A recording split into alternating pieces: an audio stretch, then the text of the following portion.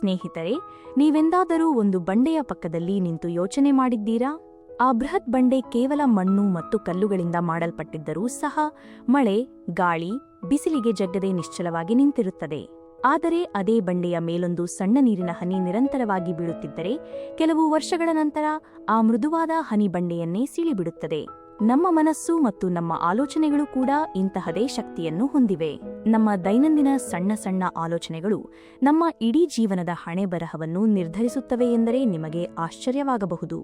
Audio ಇನ್ಸೈಟ್ಸ್ಗೆ ನಿಮ್ಮೆಲ್ಲರಿಗೂ ಆದರದ ಸ್ವಾಗತ. ನಾವು ಇಂದು ಯಶಸ್ಸು ಮತ್ತು ಶಾಂತಿಯ ಹಿಂದಿರುವ ಆ ಅತಿ ದೊಡ್ಡ ರಹಸ್ಯವನ್ನು, ಅಂದರೆ ನಮ್ಮ ಮನೋಭಾವದ ಶಕ್ತಿಯನ್ನು ಅತ್ಯಂತ ಆಳವಾಗಿ ತಿಳಿದುಕೊಳ್ಳೋಣ ಬನ್ನಿ. ಮೊದಲನೇ ಅಧ್ಯಾಯ: ಮನೋಭಾವವೇ ಎಲ್ಲವೂ. ಸ್ನೇಹಿತರೆ, ನಮ್ಮ ಜೀವನದ ವಾಸ್ತವ ಎನ್ನುವುದು ನಮ್ಮ ಆಲೋಚನೆಗಳ ಪ್ರತಿರೂಪವಷ್ಟೇ ಆಗಿದೆ. ನಾವು ಏನನ್ನು ನಿರಂತರವಾಗಿ ಯೋಚಿಸುತ್ತೇವೆಯೋ ಅದನ್ನೇ ನಮ್ಮ ಜೀವನದಲ್ಲಿ ಆಕರ್ಷಿಸುತ್ತೇವೆ. ಇದನ್ನು ಅರ್ಥಮಾಡಿಕೊಳ್ಳಲು ಒಂದು ಸುಂದರ ಉದಾಹರಣೆಯನ್ನು ನೋಡೋಣ ಬನ್ನಿ. ಇಬ್ಬರು ಯುವಕರು ಒಂದೇ ರೀತಿಯ ಹೊಸ ಉದ್ಯಮವನ್ನು ಪ್ರಾರಂಭ ಮಾಡುತ್ತಾರೆ. ಆದರೆ ದುರದೃಷ್ಟವಶಾತ್ ಇಬ್ಬರಿಗೂ ಆ ವ್ಯವಹಾರದಲ್ಲಿ ಭಾರಿ ನಷ್ಟ ಉಂಟಾಗುತ್ತದೆ.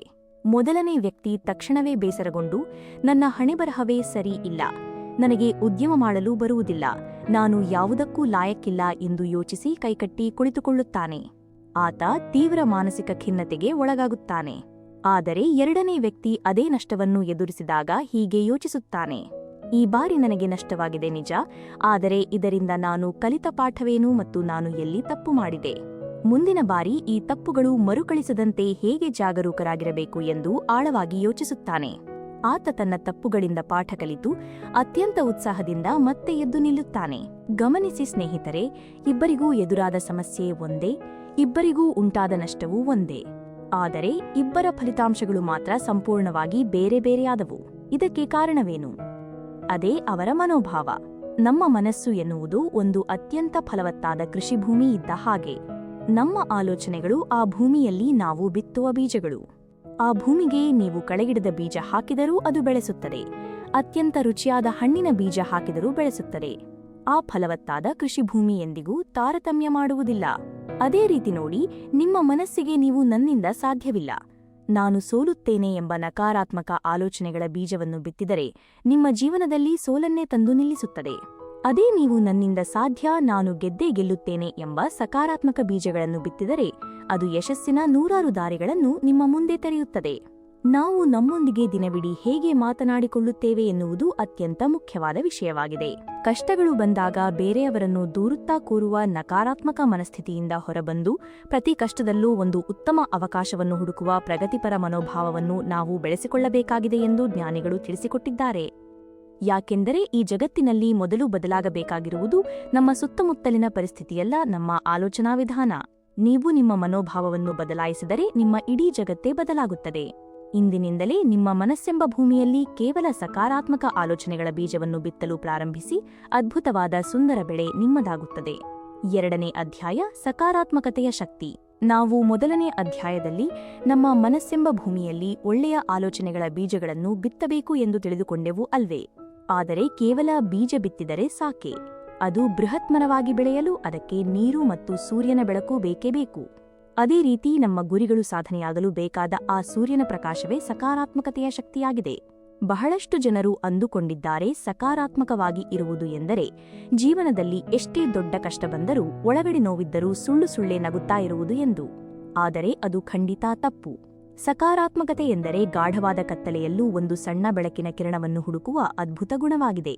ಕಷ್ಟಗಳು ಎದುರಾದಾಗ ಅಯ್ಯೋ ನನ್ನ ಜೀವನ ಮುಗಿದೇ ಹೋಯಿತು ಎಂದು ಕಣ್ಣೀರಿಡುವ ಬದಲು ಇದರಿಂದ ನಾನು ಏನು ಕಲಿಯಬಹುದು ಮತ್ತು ಇದಕ್ಕೇನು ಪರಿಹಾರ ಎಂದು ಯೋಚಿಸುವುದೇ ನಿಜವಾದ ಸಕಾರಾತ್ಮಕತೆಯಾಗಿದೆ. ಇದನ್ನು ನಮ್ಮ ದೈನಂದಿನ ಜೀವನದ ಒಂದು ಸರಳ ಉದಾಹರಣೆಯ ಮೂಲಕ ಅರ್ಥ ಮಾಡಿಕೊಳ್ಳೋಣ ಬನ್ನಿ. ನೀವು ಕಚೇರಿಗೆ ಹೋಗುವ ಸಮಯದಲ್ಲಿ ರಸ್ತೆಯಲ್ಲಿ ಭಾರೀ ಸಂಚಾರ ದಟ್ಟಣೆ, ಅಂದರೆ ಟ್ರಾಫಿಕ್ ಜಾಮ್ ಉಂಟಾಗಿದೆ ಎಂದು ಊಹಿಸಿಕೊಳ್ಳಿ. ವಾಹನಗಳು 1 ಇಂಚು ಕೂಡ ಮುಂದೆ ಹೋಗಲು ಸಾಧ್ಯವಾಗುತ್ತಿಲ್ಲ. ಇಂತಹ ಸಮಯದಲ್ಲಿ ಇಬ್ಬರು ವ್ಯಕ್ತಿಗಳು ಹೇಗೆ ವರ್ತಿಸುತ್ತಾರೆ ಎಂದು ಗಮನಿಸಿ. ಮೊದಲನೇ ವ್ಯಕ್ತಿ ಸಿಕ್ಕಾಪಟ್ಟೆ ಕೋಪ ಮಾಡಿಕೊಳ್ಳುತ್ತಾನೆ, ಪಕ್ಕದ ವಾಹನ ಚಾಲಕರಿಗೆ ಬೈಯುತ್ತಾನೆ, ಹಾರ್ನ್ ಮೇಲೆ ಹಾರ್ನ್ ಮಾಡುತ್ತಾನೆ. ಇದರಿಂದ ಆತನ ರಕ್ತದೊತ್ತಡ ಹೆಚ್ಚಾಗುತ್ತದೆ ಮತ್ತು ಆ ಕೋಪದಲ್ಲೇ ಕಚೇರಿಗೆ ತಲುಪಿ ಅಲ್ಲಿ ತನ್ನ ಸಹೋದ್ಯೋಗಿಗಳ ಮೇಲೆಯೂ ರೇಗುತ್ತಾನೆ. ಇದರಿಂದ ಆತನ ಇಡೀ ದಿನವೇ ಹಾಳಾಗಿ ಹೋಗುತ್ತದೆ. ಆದರೆ ಎರಡನೇ ವ್ಯಕ್ತಿ ಅದೇ ಪರಿಸ್ಥಿತಿಯನ್ನು ಶಾಂತವಾಗಿ ಗಮನಿಸುತ್ತಾನೆ. ಈ ಸಂಚಾರ ದಟ್ಟಣೆಯನ್ನು ನಾನು ಎಷ್ಟೇ ಕೋಪ ಮಾಡಿಕೊಂಡರೂ ನಿಯಂತ್ರಿಸಲು ಸಾಧ್ಯವಿಲ್ಲ ಎಂಬ ವಾಸ್ತವವನ್ನು ಒಪ್ಪಿಕೊಳ್ಳುತ್ತಾನೆ. ಆತ ತಕ್ಷಣವೇ ತನ್ನ ಮೊಬೈಲ್ ತೆಗೆದು ನಮ್ಮ ಆಡಿಯೋ ಇನ್ಸೈಟ್ಸ್ ಚಾನೆಲ್ನಲ್ಲಿರುವ ಯಾವುದಾದರೂ ಒಂದು ಅತ್ಯುತ್ತಮ ಪ್ರೇರಣಾದಾಯಕ ಆಡಿಯೋ ಪುಸ್ತಕವನ್ನು ಆಲಿಸಲು ಪ್ರಾರಂಭಿಸುತ್ತಾನೆ. ಆ ಟ್ರಾಫಿಕ್ ಸಮಯವನ್ನು ಆತ ಹೊಸದೊಂದು ಜ್ಞಾನವನ್ನು ಕಲಿಯಲು ಬಳಸಿಕೊಳ್ಳುತ್ತಾನೆ. ಆತ ಕಚೇರಿಗೆ ತಲುಪಿದಾಗ ಆತನ ಮನಸ್ಸು ಅತ್ಯಂತ ಪ್ರಶಾಂತವಾಗಿರುತ್ತದೆ ಮತ್ತು ಕೆಲಸದಲ್ಲಿ 100% ಗಮನ ಕೊಡಲು ಸಾಧ್ಯವಾಗುತ್ತದೆ. ಸ್ನೇಹಿತರೆ, ಸಂಚಾರ ದಟ್ಟಣೆ ಎನ್ನುವುದು ಇಬ್ಬರಿಗೂ ಒಂದೇ ರೀತಿಯ ಸಮಸ್ಯೆಯಾಗಿತ್ತು. ಆದರೆ ಅದಕ್ಕೆ ಅವರು ಪ್ರತಿಕ್ರಿಯಿಸಿದ ರೀತಿ ಮಾತ್ರ ಇಡೀ ದಿನದ ಫಲಿತಾಂಶವನ್ನು ನಿರ್ಧರಿಸಿತು. ನಮ್ಮ ಜೀವನದಲ್ಲಿ ನಡೆಯುವ ಕೇವಲ 10% ಘಟನೆಗಳು ಮಾತ್ರ ನಮ್ಮ ನಿಯಂತ್ರಣದಲ್ಲಿ ಇರುವುದಿಲ್ಲ. ಉದಾಹರಣೆಗೆ, ಮಳೆ ಬರುವುದು, ರಸ್ತೆಯ ಸಂಚಾರ ದಟ್ಟಣೆ ಅಥವಾ ಇತರರ ವರ್ತನೆ. ಆದರೆ ಉಳಿದ 90% ಭಾಗ ಆ ಘಟನೆಗೆ ನಾವು ಹೇಗೆ ಪ್ರತಿಕ್ರಿಯಿಸುತ್ತೇವೆ ಎನ್ನುವುದರ ಮೇಲೆ ಆಧಾರಿತವಾಗಿರುತ್ತದೆ. ಯಾವಾಗ ನೀವು ಸಕಾರಾತ್ಮಕವಾಗಿ ಆಲೋಚಿಸಲು ಪ್ರಾರಂಭಿಸುತ್ತೀರೋ ಆಗ ನಿಮ್ಮ ಮೆದುಳಿನಲ್ಲಿ ಅತ್ಯಂತ ಸಂತೋಷದ ಹಾರ್ಮೋನ್ಗಳು ಬಿಡುಗಡೆಯಾಗುತ್ತವೆ. ಇದು ನಿಮ್ಮ ಆರೋಗ್ಯವನ್ನು ವೃದ್ಧಿಸುವುದಲ್ಲದೆ ನಿಮ್ಮ ಸುತ್ತಮುತ್ತಲಿನ ಜನರೊಂದಿಗಿನ ಬಾಂಧವ್ಯವನ್ನು ಗಟ್ಟಿಗೊಳಿಸುತ್ತದೆ. ಯಾರು ಸದಾ ಸಕಾರಾತ್ಮಕವಾಗಿ ಇರುತ್ತಾರೋ ಅಂತಹವರ ಜೊತೆ ಸ್ನೇಹ ಬೆಳೆಸಲು ಮತ್ತು ವ್ಯವಹಾರ ಮಾಡಲು ಈ ಜಗತ್ತು ಸದಾ ಹಂಬಲಿಸುತ್ತದೆ. ಹಾಗಾಗಿ ಇಂದಿನಿಂದಲೇ ನಿಮ್ಮ ದೃಷ್ಟಿಕೋನವನ್ನು ಬದಲಾಯಿಸಿ ಮತ್ತು ಪ್ರತಿ ಕಠಿಣ ಪರಿಸ್ಥಿತಿಯಲ್ಲೂ ಒಂದು ಒಳ್ಳೆಯ ಪಾಠವನ್ನು ಹುಡುಕಲು ಪ್ರಯತ್ನಿಸಿ. 3ನೇ ಅಧ್ಯಾಯ, ಛಲದ ಶಕ್ತಿ. ಸಕಾರಾತ್ಮಕವಾಗಿ ಆಲೋಚನೆ ಮಾಡುವುದು ಎಷ್ಟು ಮುಖ್ಯ ಎಂದು ನಾವು ತಿಳಿದುಕೊಂಡೆವು. ಆದರೆ ಕೇವಲ ಪಾಸಿಟಿವ್ ಆಗಿ ಯೋಚನೆ ಮಾಡಿದರೆ ಮಾತ್ರ ಯಶಸ್ಸು ನಮ್ಮ ಮನೆ ಬಾಗಿಲಿಗೆ ಬಂದು ಬಿಡುತ್ತದೆಯೇ? ಖಂಡಿತ ಇಲ್ಲ ಸ್ನೇಹಿತರೆ. ಕಷ್ಟಗಳು ಬಂದಾಗ, ಪದೇ ಪದೇ ಸೋಲಾದಾಗ, ಇನ್ನು ನನ್ನಿಂದ ಸಾಧ್ಯವೇ ಇಲ್ಲ ಎಂದು ಅನಿಸಿದಾಗ ನಮ್ಮನ್ನು ಕೈಹಿಡಿದು ಎಬ್ಬಿಸುವ ಏಕೈಕ ಶಕ್ತಿ ಎಂದರೆ ಅದುವೇ ನಮ್ಮ ಛಲದ ಶಕ್ತಿಯಾಗಿದೆ. ಯಶಸ್ಸು ಎನ್ನುವುದು ಕೇವಲ ಹುಟ್ಟು ಬುದ್ಧಿವಂತರಿಗೆ ಅಥವಾ ಅತಿ ಹೆಚ್ಚು ಪ್ರತಿಭಾವಂತರಿಗೆ ಮಾತ್ರ ಸಿಗುವುದಿಲ್ಲ. ಯಾರು ಸೋಲಿನ ನಂತರವೂ ನಿರಂತರವಾಗಿ ಎದ್ದು ನಿಂತು ಮತ್ತೊಮ್ಮೆ ಪ್ರಯತ್ನಿಸುತ್ತಾರೋ ಅವರಿಗೆ ಮಾತ್ರ ವಿಜಯಮಾಲೆ ಒಲಿಯುತ್ತದೆ. ಇದನ್ನು ಅರ್ಥ ಮಾಡಿಕೊಳ್ಳಲು ಪ್ರಕೃತಿಯಲ್ಲಿ ನಡೆಯುವ ಒಂದು ಅತ್ಯಂತ ರೋಮಾಂಚಕ ಉದಾಹರಣೆಯನ್ನು ನೋಡೋಣ ಬನ್ನಿ. ಚೀನಾದ ದೇಶದಲ್ಲಿ ಬೆಳೆಯುವ ಒಂದು ವಿಶಿಷ್ಟವಾದ ಬಿದಿರಿನ ಮರದ ಕಥೆ ಇದು. ಒಬ್ಬ ರೈತ ಈ ಬಿದಿರಿನ ಬೀಜವನ್ನು ಮಣ್ಣಿನಲ್ಲಿ ಬಿತ್ತಿ ಪ್ರತಿದಿನ ಅದಕ್ಕೆ ನೀರು ಮತ್ತು ಗೊಬ್ಬರವನ್ನು ಹಾಕುತ್ತಾನೆ. 1 ವರ್ಷ ಕಳೆಯುತ್ತದೆ, ಆದರೆ ಆ ಬೀಜದಿಂದ ಒಂದು ಸಣ್ಣ ಕುಡಿ ಕೂಡ ಹೊರಗೆ ಬರುವುದಿಲ್ಲ. 2ನೇ ವರ್ಷ, 3ನೇ ವರ್ಷ, 4ನೇ ವರ್ಷ ಕಳೆಯುತ್ತದೆ. ಹೀಗೆ ಸತತ 4 ವರ್ಷಗಳ ಕಾಲ ಆ ರೈತ ಪ್ರತಿದಿನ ಶ್ರದ್ಧೆಯಿಂದ ನೀರು ಹಾಕಿದರೂ ಭೂಮಿಯ ಮೇಲೆ ಒಂದು ಸಣ್ಣ ಹುಲ್ಲುಕಡ್ಡಿಯೂ ಕಾಣಿಸುವುದಿಲ್ಲ.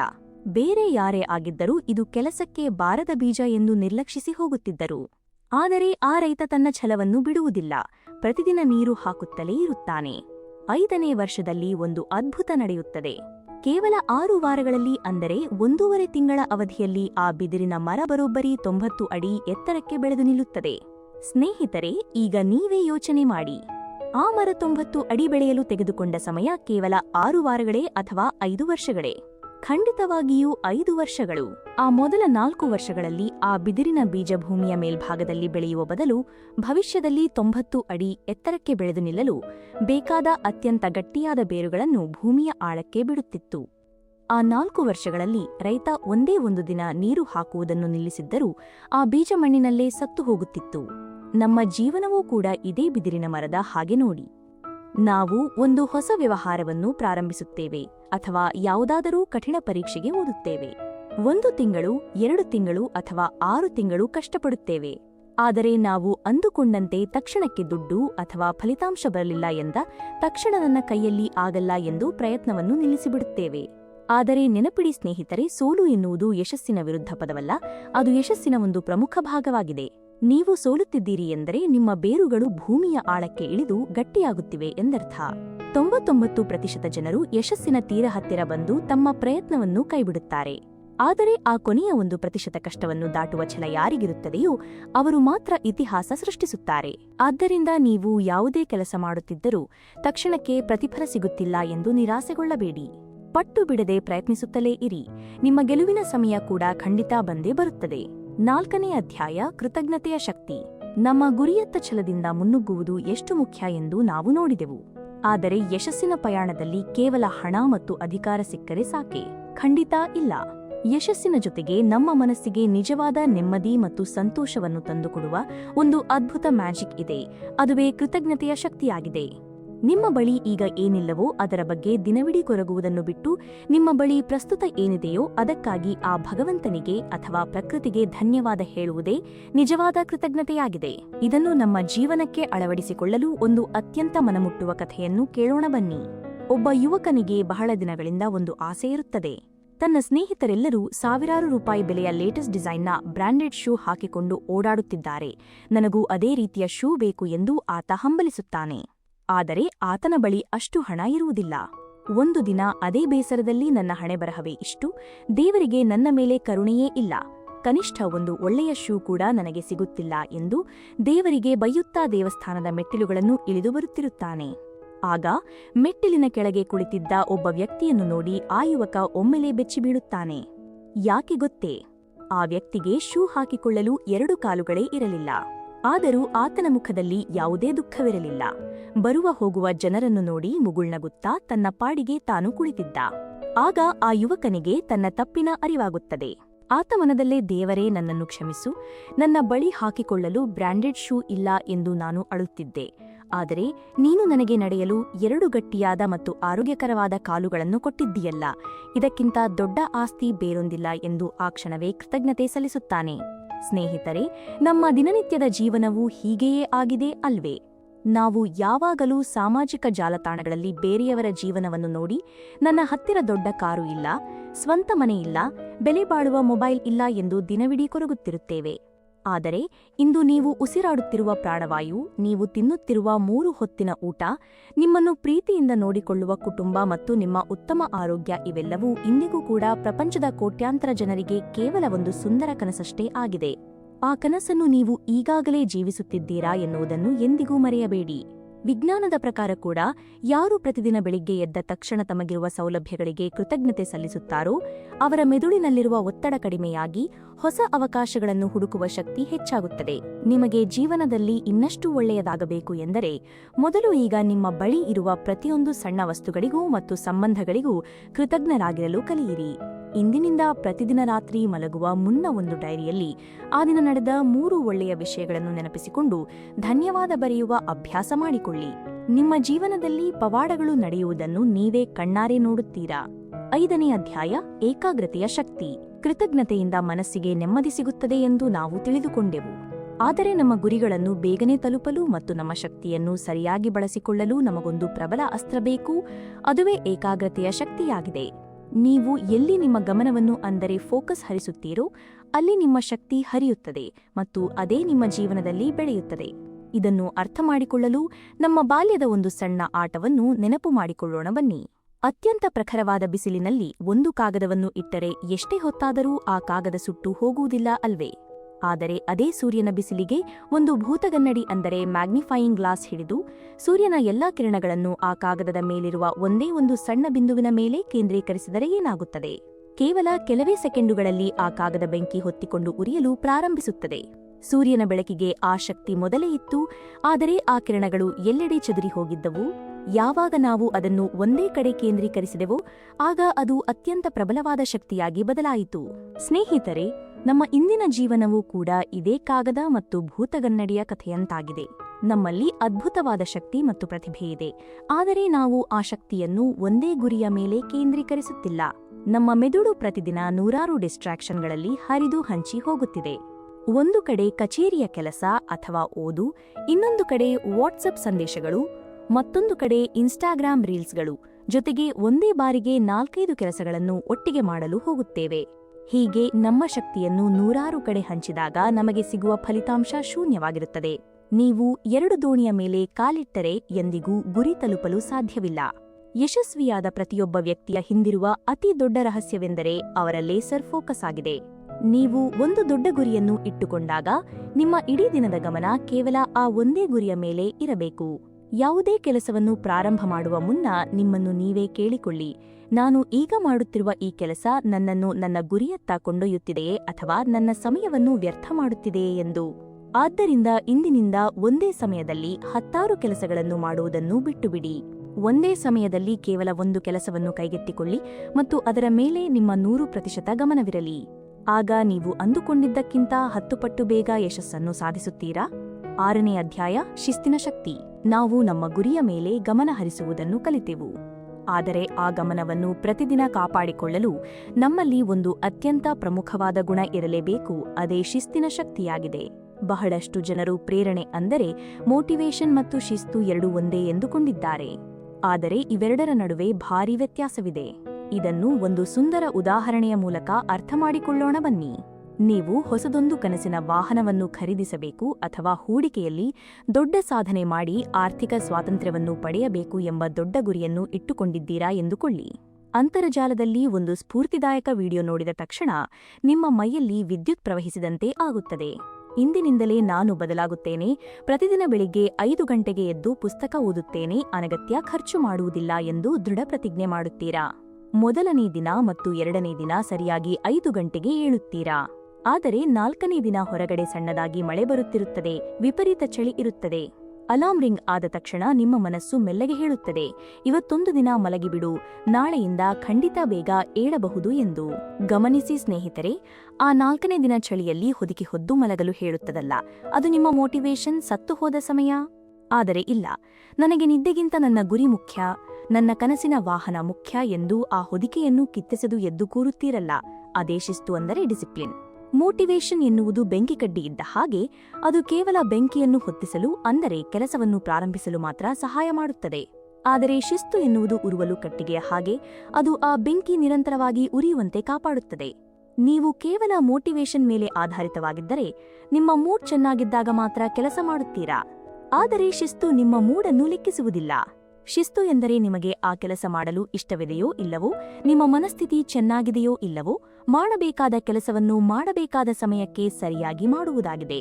ಪ್ರಪಂಚದ ಯಾವುದೇ ಶ್ರೇಷ್ಠ ಸಾಧಕರನ್ನು ನೋಡಿ, ಅವರ ಯಶಸ್ಸಿನ ರಹಸ್ಯ ಅವರ ಅದ್ಭುತ ಪ್ರತಿಭೆಯಷ್ಟೇ ಅಲ್ಲ, ಅವರ ಕಠಿಣ ಶಿಸ್ತು ಆಗಿದೆ.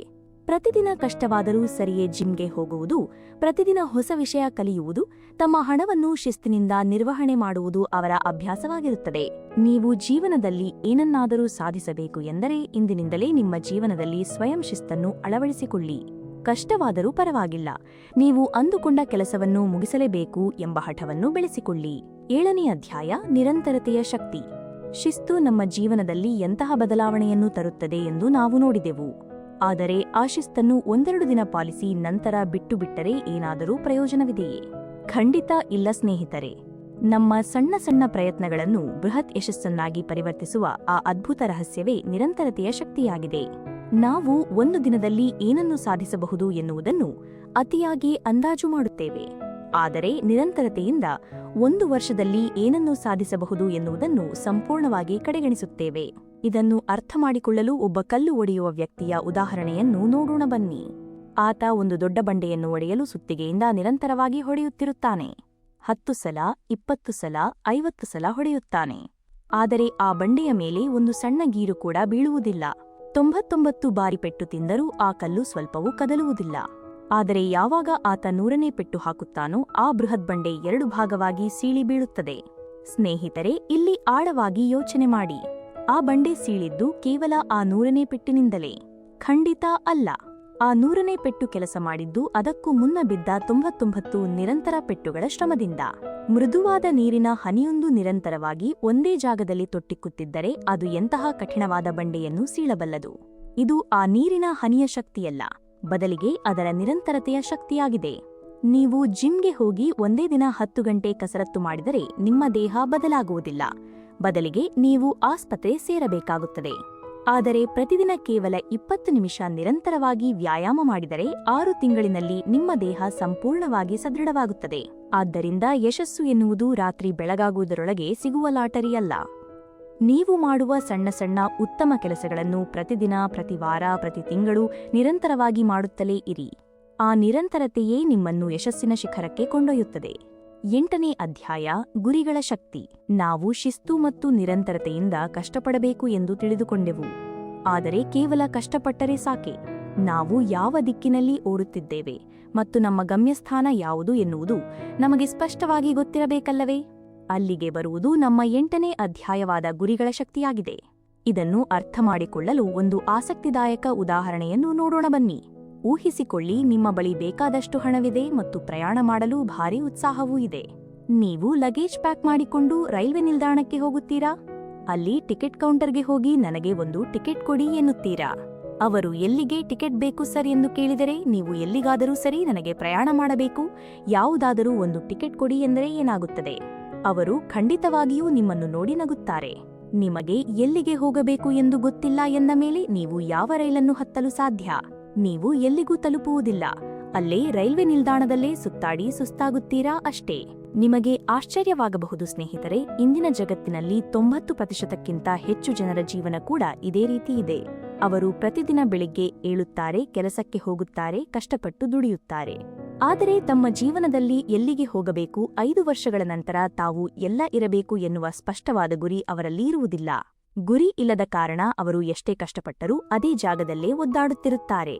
ಯಾವ ಮನುಷ್ಯನಿಗೆ ಸ್ಪಷ್ಟವಾದ ಗುರಿ ಇರುತ್ತದೆಯೋ ಅವನಿಗೆ ಎಷ್ಟೇ ಕಷ್ಟಗಳು ಬಂದರೂ ಆತ ಗುರಿ ತಲುಪಲು ಹೊಸ ದಾರಿಗಳನ್ನು ಹುಡುಕಿಕೊಳ್ಳುತ್ತಾನೆ. ಇಲ್ಲಿ ಇನ್ನೊಂದು ಅತಿದೊಡ್ಡ ರಹಸ್ಯವಿದೆ. ಕೇವಲ ಮನಸ್ಸಿನಲ್ಲಿ ಗುರಿ ಇಟ್ಟುಕೊಂಡರೆ ಸಾಲದು, ಅದನ್ನು ಬರೆದಿಡಬೇಕು. ಉದಾಹರಣೆಗೆ, ನಾನು ಮುಂದೆ ಬಹಳ ಶ್ರೀಮಂತನಾಗಬೇಕು ಎಂದುಕೊಳ್ಳುವ ಬದಲು ಈ ವರ್ಷದ ಕೊನೆಯೊಳಗೆ ನಾನು ಇಷ್ಟು ಹಣವನ್ನು ಸಂಪಾದಿಸುತ್ತೇನೆ ಎಂದು ಒಂದು ಪುಸ್ತಕದಲ್ಲಿ ನಿಖರವಾಗಿ ಬರೆದಿಡುವುದೇ ನಿಜವಾದ ಗುರಿಯಾಗಿದೆ. ನೀವು ಯಾವಾಗ ನಿಮ್ಮ ಗುರಿಯನ್ನು ಪೇಪರ್ ಮೇಲೆ ಬರೆಯುತ್ತೀರೋ ಆಗ ಅದು ನಿಮ್ಮ ಮೆದುಳಿಗೆ ಒಂದು GPS ತರಹ ಕೆಲಸ ಮಾಡುತ್ತದೆ. ನಿಮ್ಮ ಮೆದುಳು ಆ ಗುರಿಯನ್ನು ಸಾಧಿಸಲು ಬೇಕಾದ ದಾರಿಗಳನ್ನು ತಾನಾಗಿಯೇ ಹುಡುಕಲು ಪ್ರಾರಂಭಿಸುತ್ತದೆ. ಅಧ್ಯಯನಗಳ ಪ್ರಕಾರ ಯಾರು ತಮ್ಮ ಗುರಿಗಳನ್ನು ದಿನಾಲೂ ಬರೆದು ನೋಡುತ್ತಾರೋ ಅವರು ಸಾಮಾನ್ಯ ಜನರಿಗಿಂತ 10 ಪಟ್ಟು ಹೆಚ್ಚು ಯಶಸ್ವಿಯಾಗುತ್ತಾರೆ. ಆದ್ದರಿಂದ ಬದುಕಿನಲ್ಲಿ ಗುರಿಯಿಲ್ಲದ ಪ್ರಯಾಣಿಕರಾಗಬೇಡಿ. ಇಂದೇ ಒಂದು ಡೈರಿ ತೆಗೆದುಕೊಳ್ಳಿ ಮತ್ತು ನಿಮ್ಮ ಜೀವನದ ಸ್ಪಷ್ಟವಾದ ಗುರಿಗಳನ್ನು ಬರೆದಿಡಿ. 9ನೇ ಅಧ್ಯಾಯ, ಕಾರ್ಯಪ್ರವೃತ್ತರಾಗುವ ಶಕ್ತಿ. ನಾವು ನಮ್ಮ ಗುರಿಗಳನ್ನು ಪೇಪರ್ ಮೇಲೆ ಹೇಗೆ ಬರೆದಿಡಬೇಕು ಎಂದು ಕಲಿತೆವು. ಗುರಿಗಳನ್ನು ಬರೆದಾಯಿತು, ಆದರೆ ಆ ಪೇಪರನ್ನು ದಿನಾಲೂ ನೋಡುತ್ತಾ ಕುಳಿತರೆ ಮಾತ್ರ ಯಶಸ್ಸು ಸಿಗುತ್ತದೆಯೇ? ಖಂಡಿತ ಇಲ್ಲ. ನಮ್ಮ ಕನಸು ಮತ್ತು ವಾಸ್ತವದ ನಡುವೆ ಇರುವ ಏಕೈಕ ಸೇತುವೆ ಎಂದರೆ ಅದುವೇ ಕಾರ್ಯಪ್ರವೃತ್ತರಾಗುವ ಶಕ್ತಿಯಾಗಿದೆ. ನೀವು ಎಷ್ಟೇ ಅದ್ಭುತವಾದ ಯೋಜನೆಗಳನ್ನು ಮಾಡಿರಬಹುದು, ನೂರಾರು ಪುಸ್ತಕಗಳನ್ನು ಓದಿರಬಹುದು, ಆದರೆ ನೀವು ಆಕ್ಷನ್ ತೆಗೆದುಕೊಳ್ಳುವವರೆಗೂ ಅವೆಲ್ಲವೂ ಕೇವಲ ಭ್ರಮೆಯಷ್ಟೇ ಆಗಿರುತ್ತದೆ. ಇದನ್ನು ಬಹಳ ಸರಳವಾದ ಉದಾಹರಣೆಯೊಂದಿಗೆ ಅರ್ಥ ಮಾಡಿಕೊಳ್ಳೋಣ ಬನ್ನಿ. ನೀವು ಈಜು ಕಲಿಯಬೇಕು ಎಂದುಕೊಳ್ಳುತ್ತೀರಾ, ಅದಕ್ಕಾಗಿ ಈಜುವುದು ಹೇಗೆ ಎನ್ನುವ ನೂರಾರು ಪುಸ್ತಕಗಳನ್ನು ಓದುತ್ತೀರಾ. ಪ್ರತಿದಿನ ಅಂತರ್ಜಾಲದಲ್ಲಿ ಅತ್ಯುತ್ತಮ ಈಜುಗಾರರ ವಿಡಿಯೋಗಳನ್ನು ನೋಡುತ್ತೀರಾ, ಕೈಕಾಲು ಹೇಗೆ ಆಡಿಸಬೇಕು ಎಂದು ಕೋಣೆಯಲ್ಲೇ ಪ್ರಾಕ್ಟೀಸ್ ಮಾಡುತ್ತೀರಾ. ಆದರೆ ನೀವು ನಿಜವಾಗಿ ನೀರಿಗೆ ಹಾರುವವರೆಗೂ, ಅಂದರೆ ಆಕ್ಷನ್ ತೆಗೆದುಕೊಳ್ಳುವವರೆಗೂ ನಿಮಗೆ ಈಜು ಕಲಿಯಲು ಸಾಧ್ಯವೇ ಇಲ್ಲ. ಅದೇ ರೀತಿ ಊಹಿಸಿಕೊಳ್ಳಿ, ನೀವು ಒಂದು ಹೊಸ ವಾಹನವನ್ನು ಖರೀದಿಸಬೇಕು ಎಂದುಕೊಂಡಿದ್ದೀರಾ. ನೀವು ಅದರ ಬಗ್ಗೆ ಎಷ್ಟೇ ವಿಡಿಯೋಗಳನ್ನು ನೋಡಿದರೂ, ಕನಸು ಕಂಡರೂ ಅದು ನಿಮ್ಮದಾಗುವುದಿಲ್ಲ. ನೀವು ಎದ್ದು ಶೋರೂಮ್ಗೆ ಹೋಗಿ ಬುಕ್ ಮಾಡಿ ಆ ಹೊಸ ವಾಹನದ ಕೀಲಿ ಕೈ ಪಡೆದು ಓಡಿಸುವ ಆ ಮೊದಲ ಹೆಜ್ಜೆಯನ್ನು, ಅಂದರೆ ಆಕ್ಷನ್ ತೆಗೆದುಕೊಂಡಾಗ ಮಾತ್ರ ಆ ಕನಸು ನನಸಾಗುತ್ತದೆ, ಹೌದಲ್ಲವೇ? ಆದರೆ ನಮ್ಮಲ್ಲಿ 90% ಜನ ಆಕ್ಷನ್ ತೆಗೆದುಕೊಳ್ಳುವುದೇ ಇಲ್ಲ. ಯಾಕೆ ಗೊತ್ತೇ? ಭಯ ಮತ್ತು ಪರಿಪೂರ್ಣ ಸಮಯದ ನಿರೀಕ್ಷೆ. ಎಲ್ಲವೂ ಪರ್ಫೆಕ್ಟ್ ಆದ ಮೇಲೆ ಕೆಲಸ ಪ್ರಾರಂಭಿಸುತ್ತೇನೆ ಎಂದು ಕಾಯುತ್ತಲೇ ಇರುತ್ತಾರೆ. ನೆನಪಿಡಿ ಸ್ನೇಹಿತರೆ, ಪರಿಪೂರ್ಣ ಸಮಯ ಎನ್ನುವುದು ಈ ಪ್ರಪಂಚದಲ್ಲಿ ಎಲ್ಲೂ ಇಲ್ಲ. ನೀವು ಎಲ್ಲಿದ್ದೀರೋ, ನಿಮ್ಮ ಬಳಿ ಏನಿದೆಯೋ ಅದನ್ನೇ ಬಳಸಿಕೊಂಡು ಇಂದೇ ಕೆಲಸವನ್ನು ಪ್ರಾರಂಭಿಸಿ. ಹೆಜ್ಜೆ ಇಟ್ಟ ಮೇಲೆ ದಾರಿ ತಾನಾಗಿಯೇ ಕಾಣಿಸುತ್ತದೆ. ಹಣವಿಲ್ಲವೇ ಸಣ್ಣ ಮಟ್ಟದಲ್ಲಿ ಉಚಿತವಾಗಿ ಸಿಗುವ ಕೌಶಲ್ಯಗಳನ್ನು ಕಲಿಯಿರಿ. ಆದರೆ ಕಾಯುತ್ತಾ ಕೂರಬೇಡಿ. ಕಾಯುವವರಿಗೆ ಆಕ್ಷನ್ ತೆಗೆದುಕೊಳ್ಳುವವರು ಬಿಟ್ಟು ಹೋದ ಉಳಿಕೆಗಳು ಮಾತ್ರ ಸಿಗುತ್ತವೆ. ಒಂದು ಸಣ್ಣ ಹೆಜ್ಜೆ 1000 ಮೈಲುಗಳ ಸುದೀರ್ಘ ಪಯಣಕ್ಕೆ ಮುನ್ನುಡಿಯಾಗುತ್ತದೆ. 10ನೇ ಅಧ್ಯಾಯ, ದೃಶ್ಯೀಕರಣದ ಶಕ್ತಿ. ನಾವು ಕೆಲಸ ಪ್ರಾರಂಭಿಸುವುದರ ಬಗ್ಗೆ ನೋಡಿದೆವು. ಆದರೆ ಆ ಕೆಲಸ ಪ್ರಾರಂಭಿಸುವ ಮುನ್ನ ನಮ್ಮ ಮನಸ್ಸಿನಲ್ಲಿ ನಡೆಯಬೇಕಾದ ಒಂದು ಅದ್ಭುತ ಪ್ರಕ್ರಿಯೆ ಇದೆ. ಅದೇ ದೃಶ್ಯೀಕರಣದ ಶಕ್ತಿಯಾಗಿದೆ. ನಮ್ಮ ಮೆದುಳಿಗೆ ನಾವು ನಿಜವಾಗಿ ನೋಡುತ್ತಿರುವ ಘಟನೆಗೂ ಮತ್ತು ಕಣ್ಣು ಮುಚ್ಚಿ ತೀವ್ರವಾಗಿ ಊಹಿಸಿಕೊಳ್ಳುತ್ತಿರುವ ಘಟನೆಗೂ ವ್ಯತ್ಯಾಸವೇ ಗೊತ್ತಾಗುವುದಿಲ್ಲ. ಇದನ್ನು ಒಂದು ಸಣ್ಣ ಉದಾಹರಣೆಯ ಮೂಲಕ ಈಗಲೇ ಪರೀಕ್ಷೆ ಮಾಡೋಣ ಬನ್ನಿ. ನೀವೀಗ ನನ್ನ ಮಾತುಗಳನ್ನು ಕೇಳುತ್ತಲೇ ಒಂದು ಕ್ಷಣ ಕಣ್ಣು ಮುಚ್ಚಿ ಊಹಿಸಿಕೊಳ್ಳಿ. ನಿಮ್ಮ ಕೈಯಲ್ಲಿ ಒಂದು ಹಸಿರು ಬಣ್ಣದ, ರಸಭರಿತವಾದ, ಭಾರಿ ಹುಳಿಯಾದ ನಿಂಬೆಹಣ್ಣು ಇದೆ. ಅದನ್ನು ನೀವು ಚಾಕುವಿನಿಂದ 2 ಭಾಗವಾಗಿ ಕತ್ತರಿಸಿದ್ದೀರಾ. ಆ ಕತ್ತರಿಸಿದ ನಿಂಬೆಹಣ್ಣಿನ ಹುಳಿಯಾದ ರಸವನ್ನು ನೇರವಾಗಿ ನಿಮ್ಮ ನಾಲಿಗೆಯ ಮೇಲೆ ಹಿಂಡಿಕೊಳ್ಳುತ್ತಿದ್ದೀರಾ ಎಂದು ಕಲ್ಪಿಸಿಕೊಳ್ಳಿ. ಏನಾಯಿತು? ನಿಮ್ಮ ಬಾಯಲ್ಲಿ ನೀರೂರಿತು ತಾನೆ. ಇಲ್ಲಿ ನಿಮ್ಮ ಕೈಯಲ್ಲಿ ಯಾವುದೇ ನಿಜವಾದ ನಿಂಬೆಹಣ್ಣು ಇರಲಿಲ್ಲ.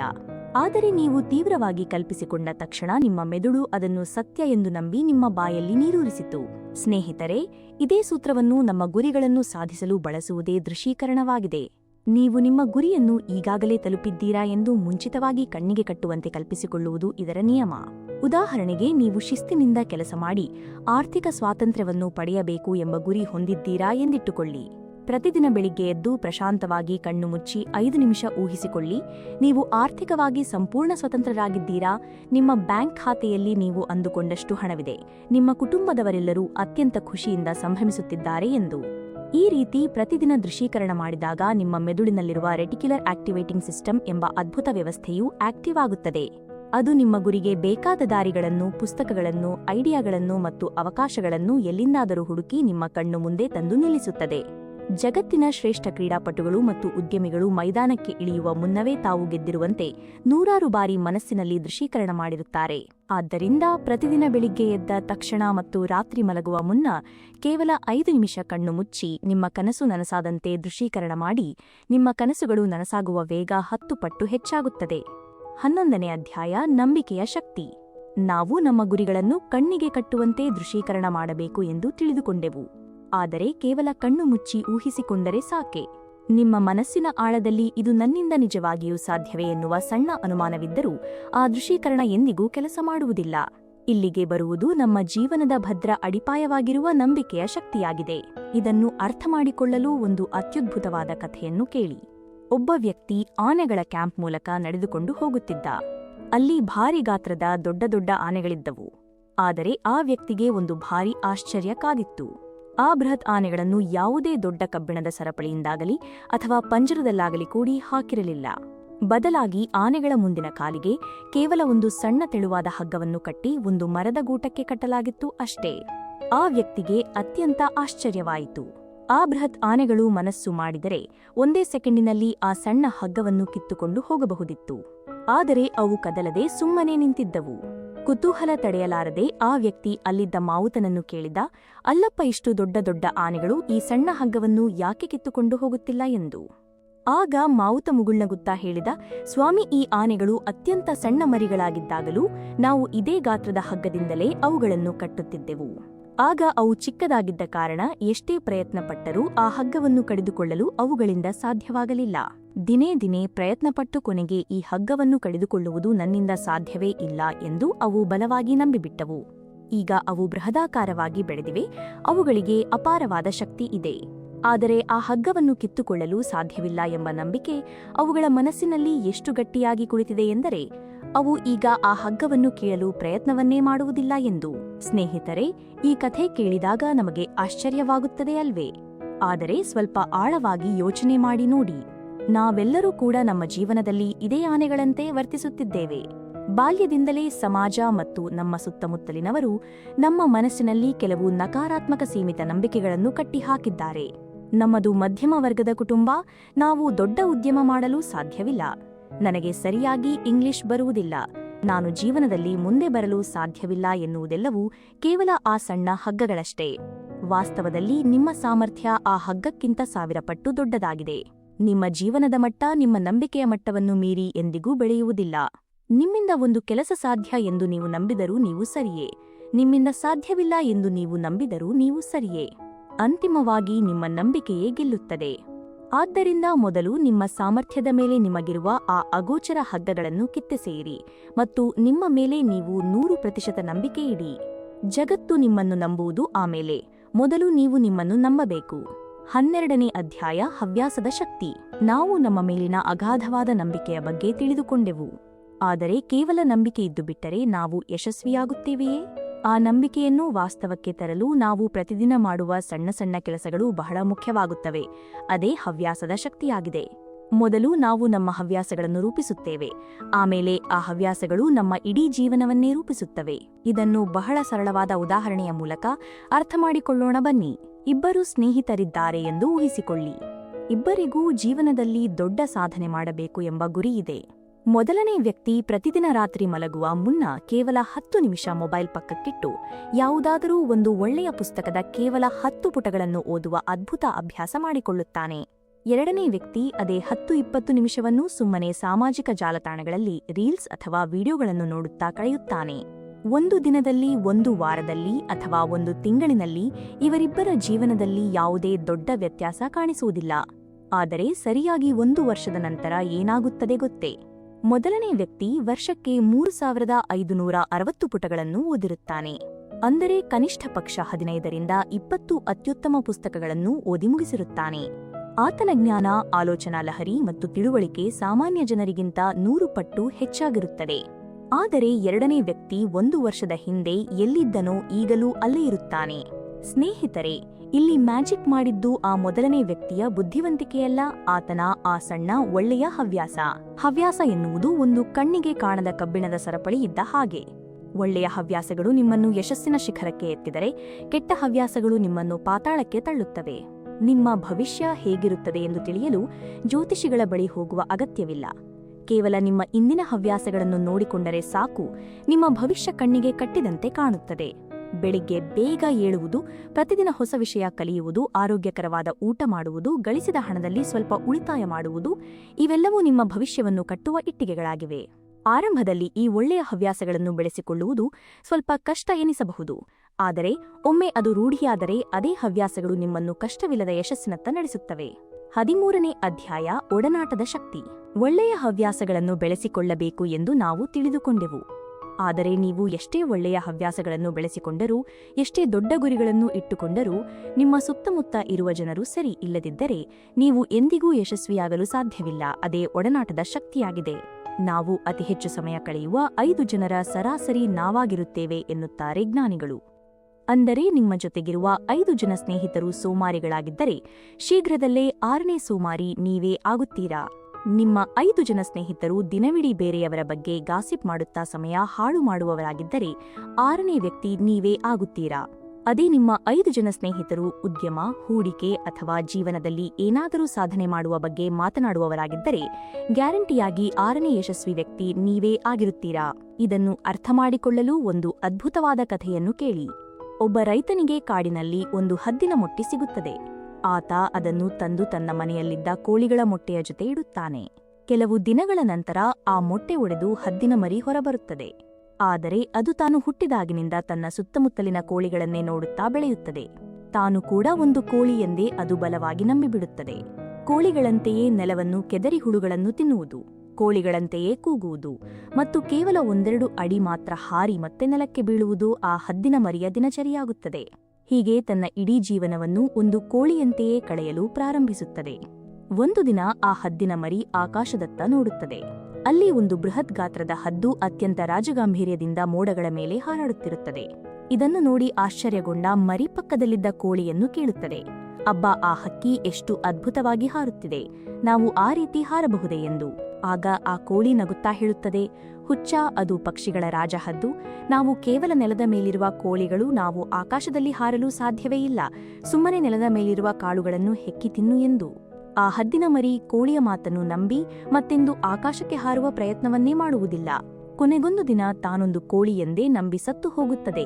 ಯೋಚನೆ ಮಾಡಿ ಸ್ನೇಹಿತರೆ, ಆ ಹದ್ದಿಗೆ ಆಕಾಶವನ್ನು ಆಳುವ ಅದ್ಭುತ ತಾಕತ್ತಿತ್ತು.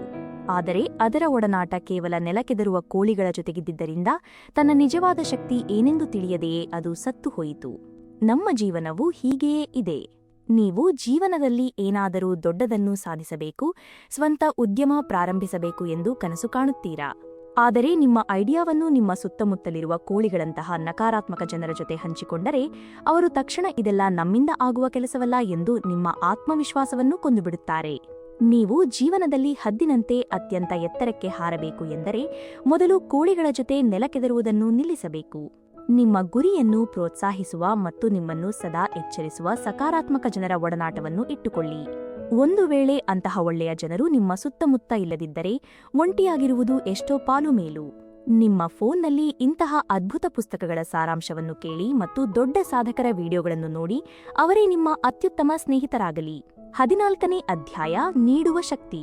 ಇಲ್ಲಿಯವರೆಗಿನ 13 ಅಧ್ಯಾಯಗಳಲ್ಲಿ ನಾವು ಗುರಿ ಇಟ್ಟುಕೊಳ್ಳುವುದು ಹೇಗೆ, ಆಕ್ಷನ್ ತೆಗೆದುಕೊಳ್ಳುವುದು ಹೇಗೆ ಮತ್ತು ಯಶಸ್ಸನ್ನು ಸಾಧಿಸುವುದು ಹೇಗೆ ಎಂದು ಕಲಿತೆವು.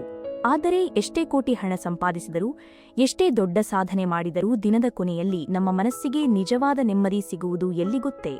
ಅದೇ ನೀಡುವ ಶಕ್ತಿಯಾಗಿದೆ. ನಾವು ಏನನ್ನೂ ಪಡೆಯುತ್ತೇವೆ ಎನ್ನುವುದು ನಮ್ಮ ಜೀವನವನ್ನು ನಡೆಸುತ್ತದೆ. ಆದರೆ ನಾವು ಏನನ್ನು ಇತರರಿಗೆ ನೀಡುತ್ತೇವೆ ಅಂದರೆ ಸಮಾಜಕ್ಕೆ ಮರಳಿಕೊಡುತ್ತೇವೆ ಎನ್ನುವುದು ನಮ್ಮ ಜೀವನಕ್ಕೊಂದು ಅದ್ಭುತ ಅರ್ಥವನ್ನು ಕಲ್ಪಿಸುತ್ತದೆ. ಇದನ್ನು ಪ್ರಕೃತಿಯ ಒಂದು ಸುಂದರ ಉದಾಹರಣೆಯ ಮೂಲಕ ಅರ್ಥಮಾಡಿಕೊಳ್ಳೋಣ ಬನ್ನಿ. ಜೋರ್ಡಾನ್ ಎಂಬ ಒಂದು ಅತ್ಯಂತ ಪ್ರಸಿದ್ಧವಾದ ನದಿ ಇದೆ. ಈ ನದಿಯ ನೀರು ಹರಿದು ಎರಡೂ ಬೇರೆ ಬೇರೆ ಸಮುದ್ರಗಳನ್ನು ಸೇರುತ್ತದೆ. ಮೊದಲನೆಯದು ಗಲಿಲಿ ಸಮುದ್ರ. ಜೋರ್ಡಾನ್ ನದಿಯ ನೀರು ಈ ಸಮುದ್ರಕ್ಕೆ ಬಂದು ಬೀಳುತ್ತದೆ ಮತ್ತು ಇಲ್ಲಿಂದ ನೀರು ಮುಂದೆ ಹರಿದು ಹೋಗುತ್ತದೆ. ಅಂದರೆ ಈ ಸಮುದ್ರ ತಾನು ಪಡೆದ ನೀರನ್ನು ಇತರರಿಗೂ ನೀಡುತ್ತದೆ. ಹಾಗಾಗಿ ಈ ಗಲಿಲಿ ಸಮುದ್ರದಲ್ಲಿ ಅಪಾರ ಪ್ರಮಾಣದ ಮೀನುಗಳಿವೆ. ಇದರ ಸುತ್ತಮುತ್ತಲೂ ಹಚ್ಚ ಹಸಿರಿನ ಗಿಡಮರಗಳಿವೆ ಮತ್ತು ಇದು ಜೀವಕಳೆಯಿಂದ ಕಂಗೊಳಿಸುತ್ತಿದೆ. ಆದರೆ ಇದೇ ಜೋರ್ಡಾನ್ ನದಿಯ ನೀರು ಹರಿದು ಹೋಗಿ ಸೇರುವ ಇನ್ನೊಂದು ಸಮುದ್ರವಿದೆ. ಅದರ ಹೆಸರು ಮೃತ ಸಮುದ್ರ, ಅಂದರೆ ಡೆಡ್ ಸೀ. ಈ ಸಮುದ್ರ ಜೋರ್ಡಾನ್ ನದಿಯಿಂದ ಬರುವ ನೀರನ್ನು ಕೇವಲ ತನ್ನೊಳಗೆ ತೆಗೆದುಕೊಳ್ಳುತ್ತದೆಯೇ ಹೊರತು ಆ ನೀರು ಮುಂದೆ ಹರಿದು ಹೋಗಲು ಯಾವುದೇ ದಾರಿ ಇಲ್ಲ. ಅಂದರೆ ಇದು ಕೇವಲ ಪಡೆಯುತ್ತದೆ, ಯಾರಿಗೂ ಏನನ್ನೂ ನೀಡುವುದಿಲ್ಲ. ಇದರ ಪರಿಣಾಮ ಏನಾಗಿದೆ ಗೊತ್ತೇ? ಈ ಸಮುದ್ರದ ನೀರು ವಿಪರೀತ ಉಪ್ಪಾಗಿದೆ. ಇದರಲ್ಲಿ ಒಂದೇ ಒಂದು ಮೀನು ಕೂಡ ಬದುಕಲು ಸಾಧ್ಯವಿಲ್ಲ. ಇದರ ಸುತ್ತಮುತ್ತ ಒಂದೇ ಒಂದು ಹುಲ್ಲುಕಡ್ಡಿಯೂ ಬೆಳೆಯುವುದಿಲ್ಲ. ಇದು ಸಂಪೂರ್ಣವಾಗಿ ಮೃತವಾಗಿದೆ. ಸ್ನೇಹಿತರೆ, ಮನುಷ್ಯನ ಜೀವನ ಕೂಡ ಇದೇ ಎರಡು ಸಮುದ್ರಗಳಿದ್ದ ಹಾಗೆ ನೋಡಿ. ಯಾರು ಜ್ಞಾನವನ್ನು, ಹಣವನ್ನು ಅಥವಾ ಪ್ರೀತಿಯನ್ನು ಕೇವಲ ತಮಗಾಗಿಯೇ ಕೂಡಿಟ್ಟುಕೊಳ್ಳುತ್ತಾರೋ, ಯಾರಿಗೂ ಯಾವುದೇ ಸಹಾಯ ಮಾಡುವುದಿಲ್ಲವೋ, ಅವರು ಆ ಮೃತ ಸಮುದ್ರದಂತೆ ಒಳಗಿಂದೊಳಗೆ ಸತ್ತು ಹೋಗುತ್ತಾರೆ. ಅವರ ಬಳಿ ಎಷ್ಟೇ ಹಣವಿದ್ದರೂ ಮನಸ್ಸಿನಲ್ಲಿ ಯಾವುದೇ ನೆಮ್ಮದಿ ಇರುವುದಿಲ್ಲ. ಆದರೆ ಯಾರು ತಾವು ಕಲಿತ ಜ್ಞಾನವನ್ನು, ತಾವು ಗಳಿಸಿದ ಸಂಪತ್ತಿನ ಒಂದು ಸಣ್ಣ ಭಾಗವನ್ನು ಅಥವಾ ಕನಿಷ್ಠ ಪಕ್ಷ ತಮ್ಮ ಒಂದು ಮುಗುಳ್ನಗುವನ್ನಾದರೂ ಇತರರೊಂದಿಗೆ ಹಂಚಿಕೊಳ್ಳುತ್ತಾರೋ, ಅವರು ಆ ಗಲಿಲಿ ಸಮುದ್ರದಂತೆ ಸದಾ ಸಂತೋಷದಿಂದ ನಳನಳಿಸುತ್ತಿರುತ್ತಾರೆ. ನೀಡುವುದು ಎಂದರೆ ಕೇವಲ ಕೋಟಿಗಟ್ಟಲೆ ಹಣವನ್ನು ಕೊಡುವುದು ಎಂದರ್ಥವಲ್ಲ ಸ್ನೇಹಿತರೆ. ಯಾರೋ ಕಷ್ಟದಲ್ಲಿದ್ದಾಗ ಒಂದು ಒಳ್ಳೆಯ ಸಾಂತ್ವನದ ಮಾತು ಹೇಳುವುದು, ನೀವು ಕಲಿತ ಜ್ಞಾನವನ್ನು ಮತ್ತೊಬ್ಬರಿಗೆ ಪ್ರೀತಿಯಿಂದ ಹೇಳಿಕೊಡುವುದು, ಹಸಿದ ಪ್ರಾಣಿಗಳಿಗೆ ಸ್ವಲ್ಪ ಆಹಾರ ನೀಡುವುದು ಅಥವಾ ಇಂತಹ ಒಳ್ಳೆಯ ಜ್ಞಾನದ ವಿಡಿಯೋಗಳನ್ನು ನಿಮ್ಮ ಸ್ನೇಹಿತರೊಂದಿಗೆ ಹಂಚಿಕೊಳ್ಳುವುದು ಕೂಡ ನೀಡುವ ಅತ್ಯುತ್ತಮ ಪ್ರಕ್ರಿಯೆಯಾಗಿದೆ. ಪ್ರಕೃತಿಯ ನಿಯಮ ಅತ್ಯಂತ ಸರಳವಾಗಿದೆ. ನೀವು ಈ ಜಗತ್ತಿಗೆ ಏನನ್ನು ನೀಡುತ್ತೀರೋ ಅದು 10 ಪಟ್ಟು ಹೆಚ್ಚಾಗಿ ನಿಮಗೆ ಮರಳಿ ಸಿಗುತ್ತದೆ. ನೀವು ಪ್ರೀತಿಯನ್ನು ನೀಡಿದರೆ ಪ್ರೀತಿ ಸಿಗುತ್ತದೆ. ಜ್ಞಾನವನ್ನು ಹಂಚಿದರೆ ನಿಮ್ಮ ಜ್ಞಾನ ಇಮ್ಮಡಿಯಾಗುತ್ತದೆ. ಇಂದಿನ ವಿಡಿಯೋದಲ್ಲಿ ನಾವು ಚರ್ಚಿಸಿದ ಈ 14 ಅದ್ಭುತ ತತ್ವಗಳು ನಮ್ಮ ಇಡೀ ಯಶಸ್ಸಿನ GPS ನಕ್ಷೆಯಾಗಿದೆ. ಜಗತ್ತಿನಲ್ಲಿ ಯಾವುದೂ ಅಸಾಧ್ಯವಲ್ಲ ಸ್ನೇಹಿತರೆ. ನಮ್ಮ ಮನೋಭಾವ ಸರಿಯಾಗಿದ್ದರೆ, ನಮ್ಮಲ್ಲಿ ಶಿಸ್ತು ಮತ್ತು ನಿರಂತರ ಪ್ರಯತ್ನದ ಛಲವಿದ್ದರೆ, ನಾವು ಎಂತಹ ದೊಡ್ಡ ಗುರಿಯನ್ನಾದರೂ ಅತ್ಯಂತ ಸುಲಭವಾಗಿ ತಲುಪಬಹುದು. ಜೀವನದ ಈ ಸುದೀರ್ಘ ಪಯಣದಲ್ಲಿ ಕೊನೆಯದಾಗಿ ನಾವೊಂದು ಮಹತ್ವದ ಚಿಂತನೆಯನ್ನು ಮಾಡೋಣ. ನಮ್ಮ ಆಲೋಚನೆಗಳು ನಮ್ಮ ಕೈಯಲ್ಲೇ ಇವೆ. ನಾವು ನಮ್ಮ ಮನಸ್ಸೆಂಬ ಭೂಮಿಯಲ್ಲಿ ಹೂವಿನ ಗಿಡ ಬೆಳೆಸಬೇಕೋ ಅಥವಾ ಕಳ್ಳಿಗಿಡ ಬೆಳೆಸಬೇಕೋ ಎನ್ನುವುದನ್ನು ನಾವೇ ನಿರ್ಧರಿಸಬೇಕು. ಇಂದಿನಿಂದಲೇ ಸಕಾರಾತ್ಮಕ ಆಲೋಚನೆಗಳೊಂದಿಗೆ, ಶಿಸ್ತು ಮತ್ತು ಕೃತಜ್ಞತೆಯೊಂದಿಗೆ ಹೊಸ ಹೆಜ್ಜೆಯನ್ನು ಇಡೋಣ ಬನ್ನಿ. ಈ ಅತ್ಯಂತ ಮೌಲ್ಯಯುತವಾದ ವಿಡಿಯೋವನ್ನು ಕೊನೆಯವರೆಗೂ ಆಲಿಸಿದ್ದಕ್ಕಾಗಿ ನಿಮ್ಮೆಲ್ಲರಿಗೂ ಆಡಿಯೋ ಇನ್ಸೈಟ್ಸ್ ಕಡೆಯಿಂದ ಹೃತ್ಪೂರ್ವಕ ಧನ್ಯವಾದಗಳು. ಜೀವನದ ಮೌಲ್ಯಯುತ ಪಾಠಗಳನ್ನು ನಮ್ಮ ಮಾತೃಭಾಷೆ ಕನ್ನಡದಲ್ಲೇ ಆಲಿಸಲು ನಮ್ಮ ಆಡಿಯೋ ಇನ್ಸೈಟ್ಸ್ ಚಾನೆಲ್ಗೆ ಈಗಲೇ ಸಬ್ಸ್ಕ್ರೈಬ್ ಆಗಿ ಮತ್ತು ಬೆಲ್ ಐಕಾನ್ ಕ್ಲಿಕ್ ಮಾಡಿ. ಮತ್ತೊಂದು ಅತ್ಯುತ್ತಮ ಪುಸ್ತಕದ ಜ್ಞಾನದೊಂದಿಗೆ ಮುಂದಿನ ವಿಡಿಯೋದಲ್ಲಿ ಸಿಗೋಣ. ಅಲ್ಲಿಯವರೆಗೆ ಸದಾ ಕಲಿಯುತ್ತಿರಿ ಮತ್ತು ಬೆಳೆಯುತ್ತಿರಿ. ಧನ್ಯವಾದಗಳು.